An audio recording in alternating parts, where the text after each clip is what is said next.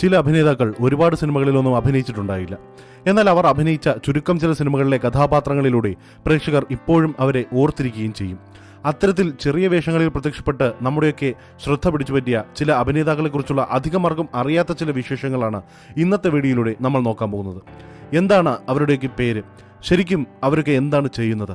ഈ സിനിമയിൽ ചെയ്യുന്ന ചെറിയ വേഷങ്ങളല്ലാതെ യഥാർത്ഥ ജീവിതത്തിൽ അവരൊക്കെ ആരാണ് എന്നൊക്കെ നമുക്ക് നോക്കാം. അപ്പോൾ വെൽക്കം ടു ഫിൽമി ടോക്സ്. നമുക്ക് നേരെ വീഡിയോയിലേക്ക് കിടക്കാം.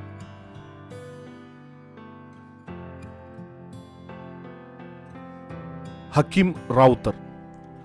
വെട്ടം സിനിമ കണ്ടവർ ആരും മറക്കാത്ത ഒരു രംഗമുണ്ട്. ചിത്രത്തിലെ നായകനായ ദിലീപും നായികയും നാട്ടിൻപുറത്തെ ഒരു ഹോട്ടലിൽ ഭക്ഷണം കഴിക്കാൻ കയറുന്നു. എന്നാൽ അപ്പോൾ അവരുടെ പിറകിലായി വെള്ള വസ്ത്രവും വെള്ള പാൻറ്റും ധരിച്ചൊരാൾ നടന്നു വരുന്നു. താടിയും മുടിയും നീട്ടി വളർത്തിയ അയാൾ ഒരു പത്രം വായിച്ചുകൊണ്ട് വളരെ തിരക്കിൽ കടയ്ക്ക് മുന്നിലേക്ക് വരികയാണ്. കടയുടെ അടുത്തെത്തി കത്തി നിൽക്കുന്ന അടുപ്പിൽ തല ചേർത്ത് വെച്ച് ചുണ്ടിലിരിക്കുന്ന സിഗരറ്റ് കത്തിക്കാൻ നോക്കുന്നു. ഇത് കാണുന്ന കടക്കാരൻ അസ്വസ്ഥതയോടെ തന്റെ മോന്തയ്ക്ക് തീപിടിച്ച ഒറ്റ ആന്തല കട മുഴുവൻ കത്തിപ്പോകുമെന്ന് പറയുകയും ചെയ്യുന്നുണ്ട്. എന്നാൽ ഇതൊന്നും കാര്യമാക്കാതെ അയാൾ സിഗരറ്റ് കത്തിച്ചു വലിച്ചുകൊണ്ട് തന്റെ പത്രം വായന തുടരുന്നു. ഇതേ സമയം ദിലീപ് നായികയുടെ ബാഗ് തുറക്കാനുള്ള ശ്രമങ്ങൾ നടത്തുന്നതിനിടയിൽ അബദ്ധവശാൽ ബാഗിന്റെ സിബാണെന്ന് കരുതി തുറക്കുന്നത് ഈ വഴിയാത്രക്കാരന്റെ പാൻസിന്റെ സിബാണ്. ഇപ്പൊ കണ്ടാലും ചിരിച്ചു മറിയുന്ന ഒരു രംഗമാണിത്. യാത്രക്കാരൻ ഞെട്ടുന്നതും തന്റെ കയ്യിലിരിക്കുന്ന ബാഗ് കൊണ്ട് പാൻസിന്റെ മുൻഭാഗം മറയ്ക്കുന്നതുമൊക്കെ പ്രേക്ഷകർ ഒരിക്കലും മറക്കാത്ത രംഗങ്ങൾ തന്നെയാണ്. ആ യാത്രക്കാരന്റെ മുഖവും നമ്മുടെ മനസ്സിൽ എല്ലാ കാലവും ഉണ്ടാകും. ഹക്കീം റാവുത്തർ എന്ന നടനാണ് വെട്ടം സിനിമയിലെ ആ വഴിയാത്രക്കാരനായി എത്തി പ്രേക്ഷകരെ ചിരിപ്പിച്ചത്. ഇനിയുമുണ്ട് ഹക്കീം റാവുത്തർ നമ്മൾ മലയാളികളെ രസിപ്പിച്ച രംഗങ്ങൾ. ദിലീപും കലാഭവൻ മണിയും അഭിനയിച്ച മന്ത്രമോതിരം എന്ന സിനിമയിൽ നാട്ടിലെ കള്ളനായി നടനെത്തുന്നുണ്ട്. കലാഭവൻ മണി അവതരിപ്പിച്ച പാപ്പച്ചൻ എന്ന കഥാപാത്രത്തെ രാത്രിയിൽ കാണുന്ന കള്ളൻ കഥാപാത്രം പ്രേക്ഷകരെ രസിപ്പിക്കുന്നുണ്ട്. പോലീസ് പിടിയിൽ അകപ്പെടുമ്പോൾ കള്ളനെ കാണുവാൻ നാട്ടുകാർ മുഴുവൻ എത്തുന്ന രംഗവും പ്രേക്ഷകരെ നിറയെ ചിരിപ്പിച്ചതാണ്. ഒരു കള്ളനെ നേരിട്ട് ജീവനോടെ കാണുന്നത് ആദ്യമായിട്ടാണ് എന്ന് നാട്ടുകാരിൽ ഒരാളായ മാമുക്കോയയുടെ കഥാപാത്രം പറയുമ്പോൾ അത് കണ്ണാടി നോക്കാഞ്ഞിട്ടാണ് എന്ന് ഹക്കീം റാവുത്തറുടെ കള്ളൻ കൗണ്ടർ അടിക്കുന്നുണ്ട്. നാട്ടുകാരുടെ ബഹളത്തിനിടയിൽ ഉരുളി തലയിൽ വെച്ചുകൊണ്ട് കള്ളൻ ഓടിപ്പോകുന്നതും ഹക്കീം റാവുത്തർ മനോഹരമാക്കി. ഇങ്ങനെ നിരവധി സിനിമകളിൽ ചെറിയ ചെറിയ വേഷങ്ങളിലെത്തി ഹക്കീം റാവുത്തർ പ്രേക്ഷകരെ ചിരിപ്പിക്കുകയും രസിപ്പിക്കുകയും ചെയ്തിട്ടുണ്ട്. എന്നാൽ വെറുമൊരു അഭിനേതാവ് മാത്രമായിരുന്നില്ല ഹക്കീം റാവുത്തർ. പ്രശസ്ത സംവിധായകൻ ജയരാജിന്റെ നിരവധി സിനിമകളിൽ സഹസംവിധായകനായിരുന്നു ഹക്കീം. ജയരാജ് സംവിധാനം ചെയ്ത നിരവധി സിനിമകളിൽ നടൻ അഭിനയിക്കുകയും ചെയ്തു. ആകാശക്കോട്ടയിലെ സുൽത്താനായിരുന്നു ആദ്യ സിനിമ. മൂക്കില്ല രാജ്യത്ത് എന്ന സിനിമയിൽ ഭ്രാന്താശുപത്രിയിലെ രോഗികളിൽ ഒരാളായി അഭിനയിച്ചതാണ് ആദ്യമായി ശ്രദ്ധിക്കപ്പെട്ട കഥാപാത്രം. ജയരാജിന്റെ തന്നെ തിളക്കം സിനിമയിലെ രണ്ടാം പാപ്പന്റെ വേഷവും ശ്രദ്ധ നേടിയിരുന്നു. രസികൻ സിനിമയിലെ മാരി എന്ന കഥാപാത്രം ഹക്കീം റാവുത്തർ മനോഹരമാക്കി. പച്ചക്കുതിര, പട്ടണത്തിൽ സുന്ദരൻ തുടങ്ങിയ സിനിമകളിലും ശ്രദ്ധിക്കപ്പെട്ട കഥാപാത്രങ്ങളായിരുന്നു. കലാഭവൻ മണിയെ നായകനാക്കി ദി ഗാഡ് എന്ന സിനിമ സംവിധാനം ചെയ്യുകയും ചെയ്തു ഹക്കീം. ഒരേയൊരു അഭിനേതാവ് മാത്രമായിരുന്നു ആ സിനിമയിൽ ഉണ്ടായിരുന്നത്. സിനിമയിൽ പല മൃഗങ്ങൾക്കും ശബ്ദം നൽകിയതും ഹക്കീം റാവുത്തർ തന്നെ ആയിരുന്നു. ഗായികയും എഴുത്തുകാരിയുമായ ദേവി മേനോനാണ് ഹക്കീം റാവുത്തറുടെ ഭാര്യ. 2013 ആ പ്രിയ കലാകാരൻ വിടവാങ്ങി. വേണു മച്ചാട്. ഏതൊരു സത്യനന്ദിക്കാട് സിനിമയിലെയും വലിയൊരു പ്രത്യേകതയാണ് ചില അഭിനേതാക്കളുടെ സ്ഥിരം സാന്നിധ്യം. ഒടുവിൽ ഉണ്ണികൃഷ്ണൻ, ഇന്നസെന്റ്, മാമുക്കോയ തുടങ്ങിയ നടന്മാർ ഇല്ലാത്ത ഒരു സത്യനന്ദിക്കാട് സിനിമ നമുക്ക് ചിന്തിക്കാൻ പോലും പറ്റാത്ത ഒരു കാലം ഉണ്ടായിരുന്നു. ഇവരെയൊക്കെ പോലെ തന്നെ അദ്ദേഹത്തിന്റെ സിനിമകളിൽ സ്ഥിര സാന്നിധ്യമായിരുന്ന നടന്മാരിൽ ഒരാളാണ് വേണു മച്ചാട്. പേര് പോലും ഓർക്കുന്നില്ലെങ്കിലും അദ്ദേഹത്തിന്റെ കഥാപാത്രങ്ങൾ എക്കാലവും ഓർത്തുവെക്കാൻ പറ്റുന്നവയായിരുന്നു.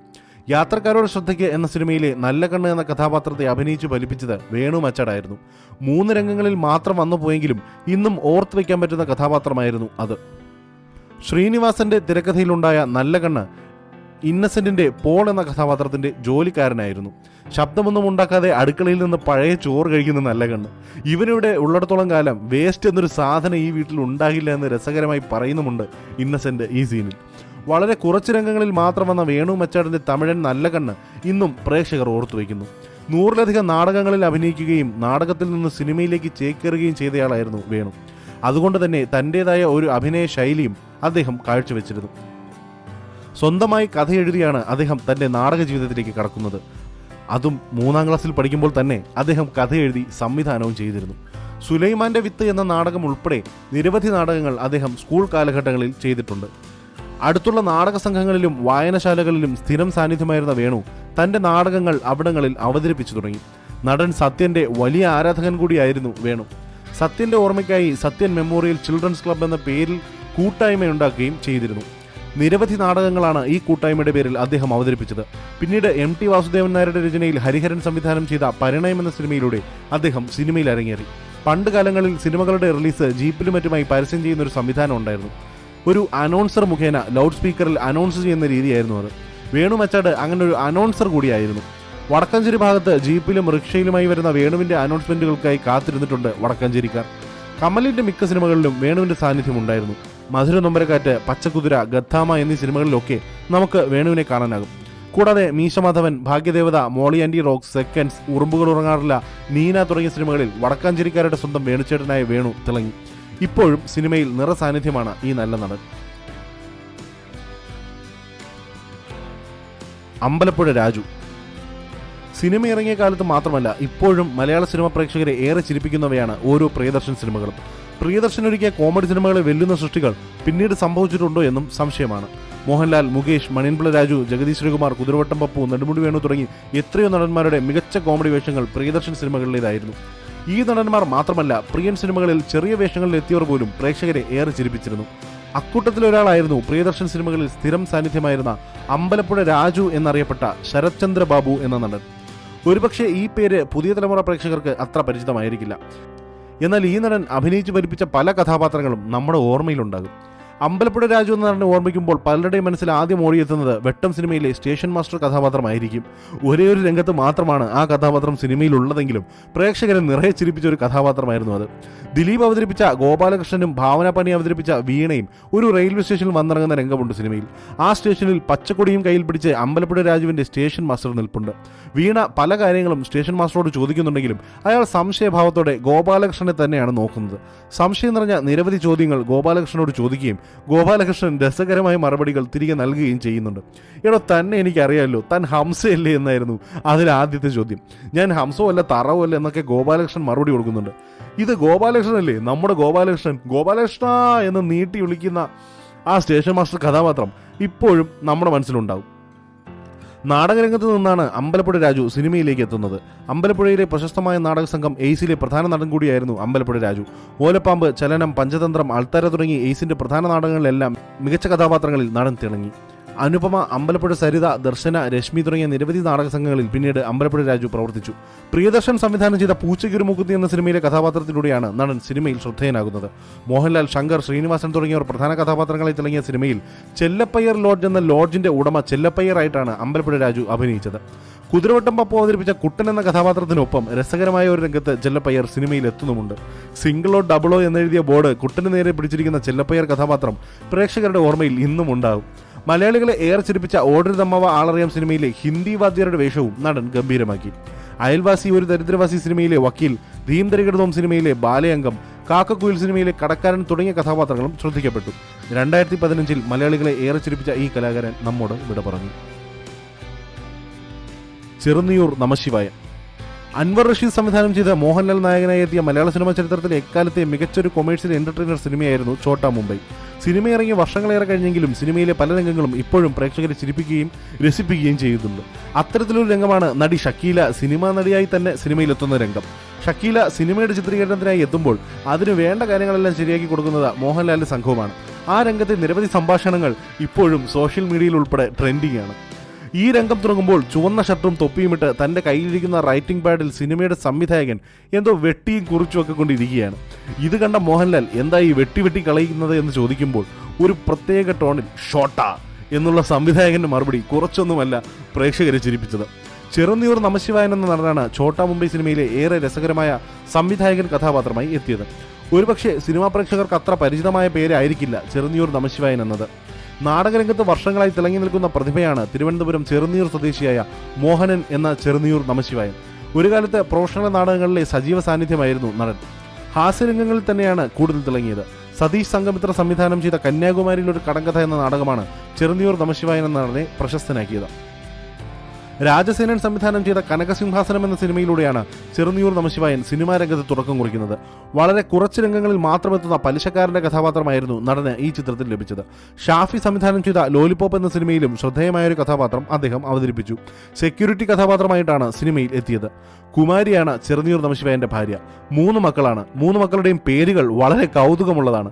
മൂത്ത മകളുടെ പേര് അഖില എന്നും ഇളയവൾ ലോക എന്നും ഏറ്റവും ഇളയ പുത്രന്റെ പേര് പ്രശസ്തൻ എന്നുമാണ്. അഖില ലോക പ്രശസ്തൻ എന്നാകും ചേർത്ത് വായിക്കുമ്പോൾ. ആയുഷ്മാൻ ഭവ എന്ന സിനിമയിൽ ജഗദീഷ് ശ്രീകുമാർ അവതരിപ്പിച്ച കഥാപാത്രത്തിന്റെ മക്കളുടെ പേരുകൾ നമശിവായന്റെ യഥാർത്ഥ ജീവിതത്തിൽ നിന്ന് പ്രചോദനം ഉൾക്കൊണ്ടതാണ്.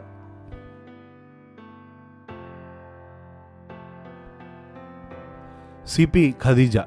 മലയാള സിനിമാ പ്രേക്ഷകർ ആവർത്തിച്ചു കണ്ട സിനിമകളിൽ ഒന്നാണ് തേന്മാവിൻ കൊമ്പത്ത്. പ്രിയദർശൻ മോഹൻലാൽ കൂട്ടുകെട്ടിൽ നിന്ന് പുറത്തു വന്ന ഏറ്റവും മികച്ച സിനിമകളിലൊന്ന്. അതിൽ പ്രേക്ഷകരെ ഏറെ ചിരിപ്പിച്ച ഒരു കഥാപാത്രമാണ് മാണിക്യനും കാർത്തുമ്പിയും വഴിതെറ്റി കാട്ടിലകപ്പെട്ടു പോകുമ്പോൾ മാണിക്യൻ വഴി ചോദിക്കുന്ന ആദിവാസി സ്ത്രീയുടേത്. ആദിവാസി സ്ത്രീയും ഭർത്താവും പറയുന്ന ഭാഷ മാണിക്യന് പിടികിട്ടുന്നില്ല. മാണിക്യൻ പറയുന്നത് അവർക്കും. അവസാനം മാണിക്യൻ വഴിയിൽ കുത്തിരിക്കാതെ കഴിച്ചു പോകാൻ വെച്ചു എന്നും പറഞ്ഞ് അവിടെ നിന്ന് നിരാശയോടെ മടങ്ങി പോകുന്നുണ്ട്. പിന്നെയും ചില രംഗങ്ങളിൽ ആ സ്ത്രീ കഥാപാത്രം എത്തുന്നുണ്ട്. മുതുകൗതിരക്കി മാണിക്യൻ ആ സ്ത്രീയുടെ അടുത്ത് എത്തുമ്പോൾ മാണിക്യനെ കുനിച്ചു നിർത്തി അവർ മുതുകത്ത് കൈമുട്ട് വെച്ചിടിക്കുന്ന രംഗമൊക്കെ ഇപ്പോഴും പ്രേക്ഷകർക്ക് ചിരി സമ്മാനിക്കുന്നതാണ്. അവസാനം നാട്ടുകാരെല്ലാം ചേർന്ന് മാണിക്യനെ മരത്തിൽ കെട്ടിയിടുമ്പോൾ ഇതേ സ്ത്രീ തന്നെയാണ് കാർത്തുമ്പിയോട് നടന്ന സംഭവങ്ങളൊക്കെ വിശദീകരിക്കുന്നതും ഒടുവിൽ അവരെ പോകാൻ അനുവദിക്കുന്നതും. വളരെ കുറച്ച് സ്ക്രീൻ ടൈം മാത്രമുള്ള ആ സ്ത്രീ കഥാപാത്രം ഇപ്പോഴും നമ്മുടെ ഓർമ്മകളിലുണ്ട്. CP ഖദീജ എന്ന നടിയാണ് തേന്മാവിൻ കൊമ്പത്ത് സിനിമയിലെ ഏറെ ഹിറ്റായ ആദിവാസി സ്ത്രീയുടെ വേഷത്തിലെത്തിയത്. മലയാള സിനിമാ നടിമാരുടെ കൂട്ടത്തിൽ മുൻനിരയിൽ തന്നെ പെടുത്താൻ കഴിയുന്ന നടിമാരിൽ ഒരാളാണ് CP ഖദീജ. ഒരുപക്ഷെ പുതിയ തലമുറ സിനിമാ പ്രേക്ഷകർക്ക് ആ പേര് അത്ര പരിചിതമാകണമെന്നില്ല. 60കളിലും 70കളിലും നിരവധി സിനിമകളിൽ സജീവ സാന്നിധ്യമായിരുന്നു ഖദീജ. സഹനടിയായും നിരവധി സിനിമകളിൽ ഹാസ്യരംഗങ്ങളിലും നടി തിളങ്ങി. പെരുമ്പാവൂർ സ്വദേശിനിയായ ഖദീജ നിരവധി പ്രതിസന്ധികൾ മറികടന്നാണ് കലാരംഗത്തേക്ക് എത്തിയത്.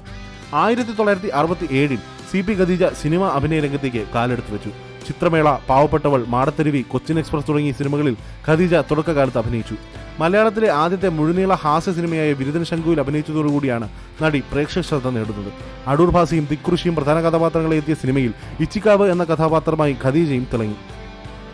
തുലാഭാരം, അസുരവിത്ത്, വെള്ളിയാഴ്ച തുടങ്ങി അക്കാലത്ത് വലിയ വിജയം നേടിയ സിനിമകളിലൊക്കെ ഖദീജയുടെ സാന്നിധ്യവും ഉണ്ടായിരുന്നു.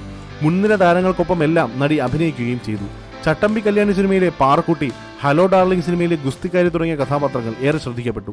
80ഓളം സിനിമകളിൽ ഖദീജ അഭിനയിച്ചു. നടൻ സുധീറിനെയാണ് ഖദീജ വിവാഹം ചെയ്തത്. എന്നാൽ ആ വിവാഹ ബന്ധത്തിന് അധിക നാൾ ആയുസ്സുണ്ടായില്ല. KV മാത്യുവിനെ പിന്നീട് വിവാഹം ചെയ്യുകയും ചെയ്തു. നായിക തുല്യമായ വേഷങ്ങൾ കൈകാര്യം ചെയ്തിരുന്ന നടി പിന്നീട് ചെറിയ വേഷങ്ങളിലേക്ക് ഒതുങ്ങി. ഭാര്യ, സത്യഭാമയ്ക്കൊരു പ്രേമലേഖനം, ശിബിരം തുടങ്ങിയ സിനിമകളിൽ ചെറിയ വേഷങ്ങളിൽ നടിയെത്തി.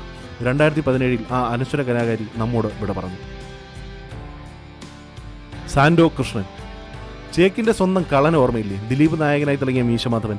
തിയേറ്ററുകളിൽ വലിയ വിജയമായിരുന്ന ഈ ലാൽ ജോസ് ചിത്രത്തിൽ വളരെ ചെറിയ വേഷങ്ങളിൽ വന്നുപോയവരും പ്രേക്ഷകരുടെ മനസ്സ് കീഴടക്കിയ സംഭാഷണങ്ങളും നിരവധിയുണ്ട്. അത്തരത്തിലൊന്നാണ് കള്ളൻ മാധവനും സുഹൃത്ത് സുഗുണനും സൈക്കിളിൽ വരുന്ന ഒരു രംഗം. വഴിയിൽ വെച്ച് ഓമനെടുത്തി എന്ന കഥാപാത്രം വിളിക്കുകയും കിണ്ടി വല്ലതുമുണ്ടോ എന്ന് തിരക്കുകയും ചെയ്യുന്നു. ഈ രംഗത്തിൽ നര കയറിയ താടിയും മൂടിയും നീട്ടി വളർത്തിയ തലയിൽ ഒരു തോർത്തുമുണ്ട് കെട്ടിയ മെലിഞ്ഞൊരു വയസ്സൻ കഥാപാത്രം ഓമനെടുത്തിയോട് അതെ കട്ട മുതൽ തന്നെ വാങ്ങണം എന്ന് പറയുന്നുണ്ട്. കള്ളൻ മാധവൻ മീശ വിരിച്ചുകൊണ്ട് കിണ്ടി ഒരെണ്ണം തരപ്പെടുത്താമെന്ന് പറഞ്ഞ് പോകുമ്പോൾ വയസ്സൻ കഥാപാത്രം അവൻ മീശ വിരിച്ചിട്ടുണ്ട്, ഉള്ള കിണ്ടി പോകാതെ സൂക്ഷിച്ചോ എന്ന് പറയുകയും ചെയ്യുന്നു. മാധവൻ മീശ വിരിച്ചാൽ അന്ന് എന്തെങ്കിലും മോഷ്ടിച്ചിരിക്കുമെന്ന് പ്രേക്ഷകരോട് പറയുന്ന ഒരു രംഗം കൂടിയായിരുന്നു അത്. മീശ മാധവനിൽ നിരവധി രംഗങ്ങളിൽ ഈ കഥാപാത്രം ആൾക്കൂട്ടത്തിൽ ഒരാളായി മറ്റും പ്രത്യക്ഷപ്പെടുന്നുണ്ട്. സാൻഡോ കൃഷ്ണൻ എന്ന നടനാണ് മീശ മാധവനിൽ ഈ കഥാപാത്രമായി എത്തിയത്. പല സിനിമകളിലും ഈ മുഖം പ്രേക്ഷകർ കണ്ടിട്ടുണ്ടെങ്കിലും പലർക്കും ഈ നടന്റെ പേര് പോലും അറിയില്ല എന്നതാണ് വാസ്തവം. അത്ര നിസ്സാരമല്ലാത്ത ഒരു കഥയുണ്ട് സാൻഡോ കൃഷ്ണന് പറയാൻ. സ്കൂൾ കാലഘട്ടത്തിൽ തന്നെ ജാതി വിഭജനത്തിനെതിരെ ശബ്ദമുയർത്തുകയും അതിന്റെ പേരിൽ പോലീസ് അറസ്റ്റ് ചെയ്യുകയും പഠിച്ചിരുന്ന സ്കൂളിൽ നിന്ന് പുറത്താക്കപ്പെടുകയും ചെയ്തിട്ടുണ്ട്. പിന്നീട് മദ്രാസിലേക്ക് ചേക്കേറിയ സാൻഡോ കൃഷ്ണൻ 3 വർഷത്തോളം ഒരു ചായക്കടയിൽ ജോലി ചെയ്യുകയും ചെയ്തു.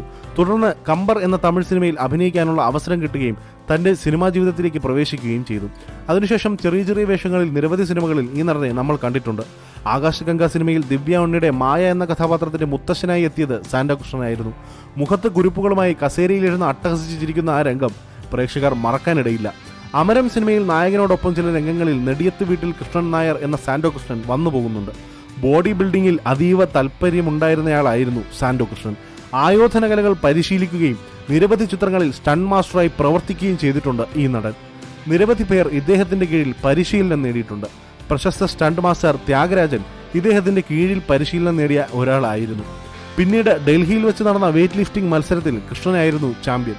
ഒരിക്കൽ പുതുക്കോട്ടയിൽ വെച്ച് നടന്ന ഉത്സവത്തിൽ ഒരു വലിയ കല്ലെടുത്തുയർത്തി കൃഷ്ണൻ ശ്രദ്ധയാകർഷിച്ചിരുന്നു. അവിടെ വെച്ച് ആ നാട്ടിലെ ഇളയ രാജാവാണ് കൃഷ്ണന് സാൻഡോ എന്ന പട്ടം ചാർത്തി കൊടുത്തത്. അവിടുന്ന് പിന്നീട് സാൻഡോ കൃഷ്ണൻ എന്ന പേരിൽ അദ്ദേഹം അറിയപ്പെട്ടു തുടങ്ങി.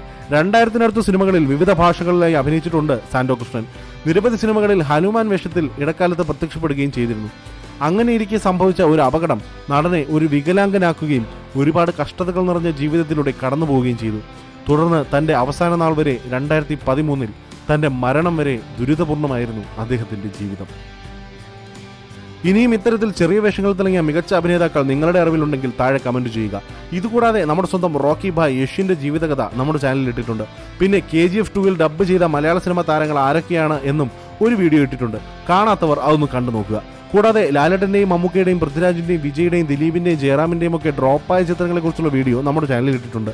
പരാജയപ്പെട്ട പരീക്ഷണ സിനിമകൾ, മലയാള സിനിമയിലെ ട്രെൻഡ് സെറ്ററുകൾ, മമ്മൂക്ക ചെയ്ത ഗസ്റ്റ് റോളുകൾ, മലയാളത്തിലേക്ക് റീമേക്ക് ചെയ്ത തമിഴ് സിനിമകൾ, പേര് മാറ്റിയ താരങ്ങൾ, എഡിറ്റിംഗിൽ മുറിച്ചു മാറ്റിയ ആരും കണ്ടിട്ടില്ലാത്ത പ്രകടനങ്ങൾ എന്നിങ്ങനെ ഒത്തിരി ഇൻട്രസ്റ്റിംഗ് വീഡിയോസ് നമ്മുടെ ചാനലിലുണ്ട്. അവയുടെ ലിങ്ക് താഴെ ഡിസ്ക്രിപ്ഷനിൽ കൊടുക്കാം. കാണാത്തവർ കണ്ടു നോക്കുക. ഈ വീഡിയോ ഇഷ്ടമായി ലൈക്ക് ചെയ്യുക, ഷെയർ ചെയ്യുക. ഇനിയും ഇത്തരം വീഡിയോകൾക്കായി ഈ ചാനൽ സബ്സ്ക്രൈബ് ചെയ്യുക. മറ്റൊരു ഇൻട്രസ്റ്റിംഗ് വീഡിയോയുമായി വീണ്ടും വരാം. Okay, by.